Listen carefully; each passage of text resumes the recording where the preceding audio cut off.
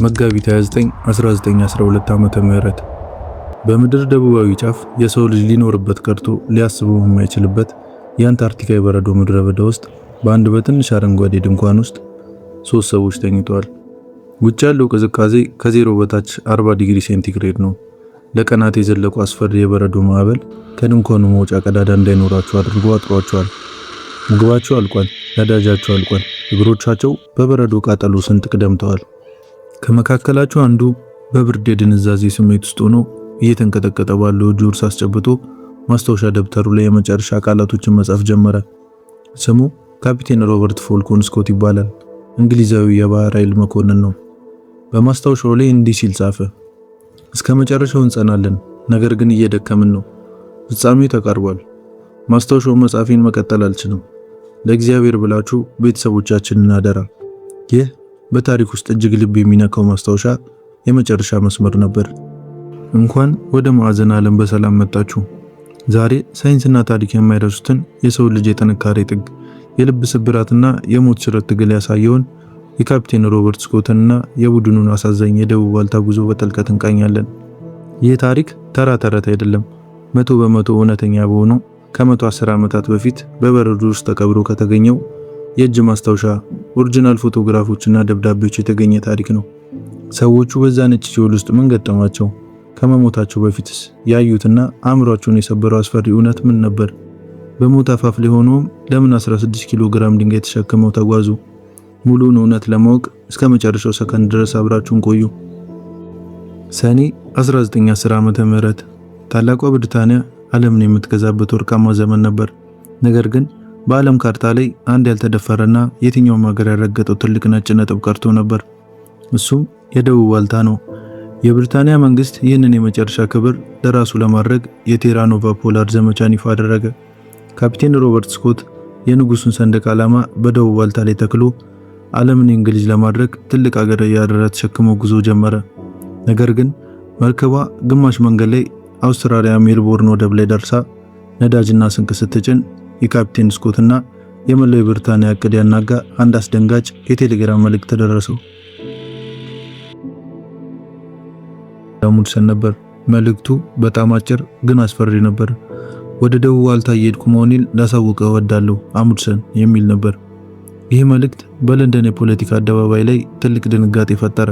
አሙድሰን መላውን ዓለም አልፎ ተርፎም የገዛ መርከበኞቹን ጭምር ወደ ሰሜን ዋልታ እየሄድኩ ነው ብሎ ካታለለ በኋላ በሚስጥር መርከቡን አዙሮ ወደ ደቡብ ዋልታ እየተምዘገዘገ ነበር።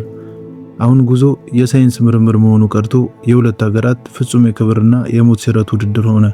ብሪታንያ ወይስ ኖርዌይ? ማን ነው ቀድሞ የሚደርሰው? እዚህ ጋር ነው ካፒቴን ስኮት የታሪኩን ትልቁንና የመጀመሪያውን ስህተት የሰራው። ኖርዌያዊ አሙድሰን በአርክቲክ ቅዝቃዜ ውስጥ የሚኖሩትን 52 የበረዶ ውሾችና ስኪኒንግ ብቻ ለመጠቀም ወሰነ። ውሾች ቅዝቃዜ አይሰማቸውም። ከሁሉ በላይ ደግሞ መንገድ ላይ ምግብ ቢያልቅ አንዱን ውሻ አርዶ ለሌሎች ውሾች መመገብ ይችላል። ካፒቴን ስኮት ግን ይህንን ስልት አልወደደውም። እሱ የብሪታንያን ስልጣኔ የሚመጥን አዳዲስ ቴክኖሎጂዎችን መጠቀም ፈቀደ። በነዳጅ የሚሰሩ 3 አዳዲስ የበረዶ ትራክተሮችን፣ 19 የሳይቤሪያ ነጭ ፈረሶችንና ጥቂት ውሾችን ብቻ ያዘ። ነገር ግን አንታርክቲካ ለቴክኖሎጂም ሆነ ለፈረሶች አራራችም። ልክ አንታርክቲካ ባህር ዳርቻ ላይ እንደረገጡ ገና ጉዞ ሳይጀምሩ አንደኛው ትራክተር ከመርከብ ላይ ሲወርድ በረዶ ተሰብሮ በባህር ውስጥ ሰመጠ። የቀሩት ሁለቱ ትራክተሮች ደግሞ በብርዱ ምክንያት ዘይታቸው እየቀዘቀዘ ሞተራቸው ተሰባበረና መንገድ ላይ ተጣሉ። የሳይቤሪያ ፈረሶች ደግሞ ይበልጥ የከፋ አደጋ ሆኑ። ፈረሶች ሰፊ ኮቴ ስላላቸው ጥልቅ በረዶ ውስጥ ይሰምጣሉ። ላባቸው በሰውነታቸው ላይ በረዶ ሆኖ ስለሚረጋጋ በብርድ ይሰቃያሉ። ከሁሉ በላይ ደግሞ ለነሱ የሚሆን ከባድ ሳርና ምግብ በሌላ ተሳቢ ላይ መጫን ነበረበት። ፈረሶቹ እየደከሙና እግሮቻቸው በብርድ እየተሰባበሩ ሲመጡ ቡድኑ ፈረሶችን አንድ በአንድ እየተኮሰ ለመግደል ተገደደ።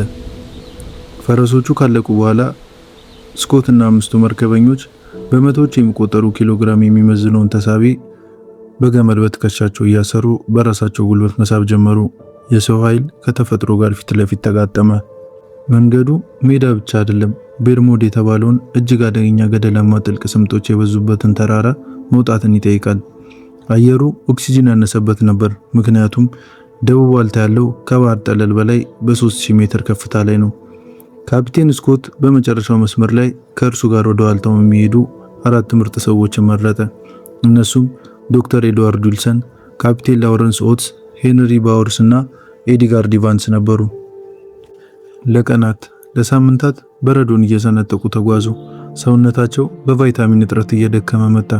ይህ በሽታ ሲይዝ የሰው ልጅ የድሮ ቁስሎች በሙሉ እንደገና ይከፈታሉ፣ ጥፍሮች ይወልቃሉ፣ ድድ ይደማል።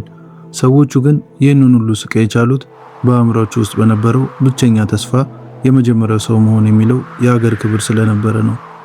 ጥር 17 1912 ዓመተ ምህረት ከዓመታት ዝግጅትና ከሺህ ማይሎች ስቃይ በኋላ ስኮትና ቡድኑ መጨረሻ የደቡብ ዋልታ ማዕከል ላይ ደረሱ። ነገር ግን ያዩት ነገር ልባቸውን በሐዘን ሰበረው። ከሰማይ በታች ከእነሱ ውጭ ማንም የለም ብለው ባሰቡት በዚያ ሰፊ ነጭ ምድር ላይ አንድ ጥቁር ነጥብ በሩቁ ታያቸው። ልባቸው እየመታ ሲጠጉት ድንኳን ነበር።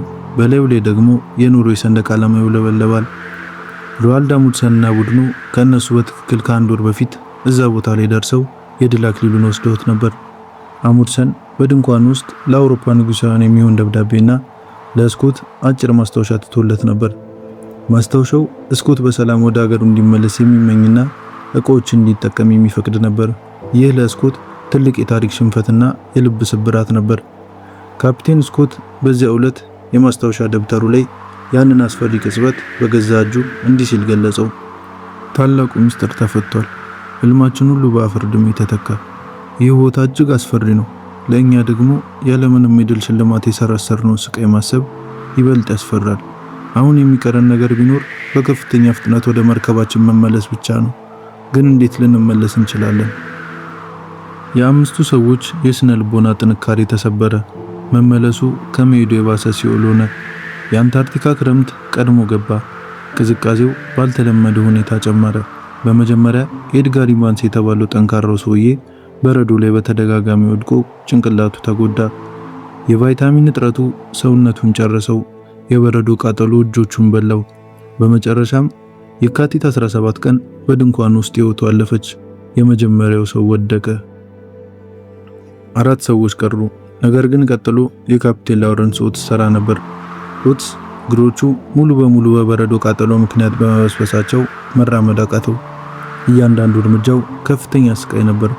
የእርሱ መዘግየት የሌሎቹን 3 ጓደኞቹን ጉዞ በእጅጉ ያዘገየው ነበር። እርሱ ካለ መቼም ቢሆን በሰዓቱ መድረስ እንደማይችሉና አብረውት እንደሚያልቁ በደንብ አወቀ።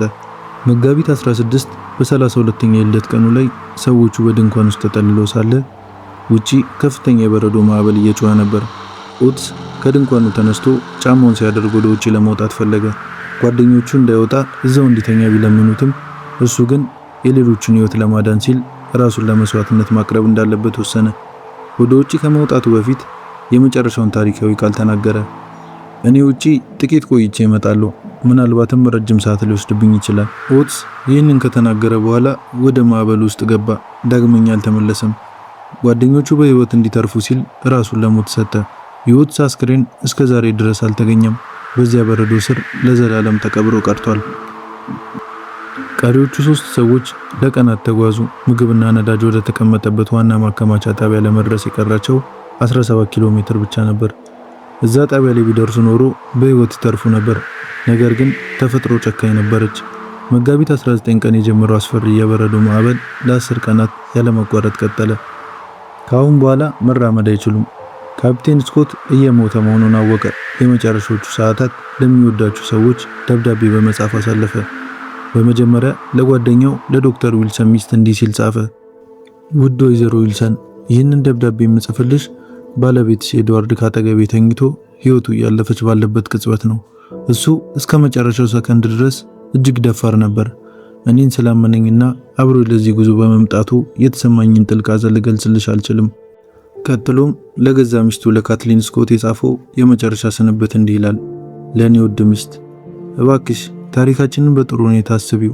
ጉዟችን አልተሳካም፣ ነገር ግን እኛ አልተሸነፍንም። ስለ ልጃችን ፒተር ላሳስብሽ እፈልጋለሁ። እባክሽ ወደፊት የተፈላጊ ሳይንስን እንዲወድ አበረታችሁ። ነፍሴ ልትለየኝ ነው። እናም በመጨረሻ መላው የዓለም ሕዝብ እንዲያነበው ለሕዝብ የተተወ መልእክት በሚለው ስር ታሪካዊ ቃላቱን አሰፈረ። እኛ የገጠመን ካለፉት ዓመታት ሁሉ የተለየና እጅግ የከፋ ክረምት ነው። እኛ እንግሊዛውያን ለሀገራችን ስንል መሞት እንደምንችል፣ ችግርን ያለ ማጉረምረም መቋቋም እንደምንችል አሳይተናል። ለእግዚአብሔር ብላችሁ ቤተሰቦቻችንን አደራ።